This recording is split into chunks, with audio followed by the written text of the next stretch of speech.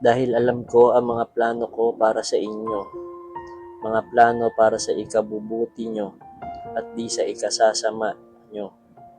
Mga planong magbibigay sa inyo ng isang future na puno ng pag-asa. Grabe yung pangako ni Lord, no? Minsan darating ka sa punto na parang wala nang direksyon yung buhay mo. Pero sa likod ng lahat ng yon, may Diyos na nagsasabing, anak, may plano ako para sa'yo.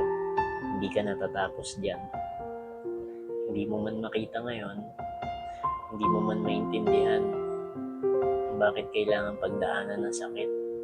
Pero may inihahanda sa'yo na mas maganda para sa kinabukasan. At kahit ano pang pinagdadaanan mo ngayon, maniwala ka kapatid, hindi yan ang ending mo.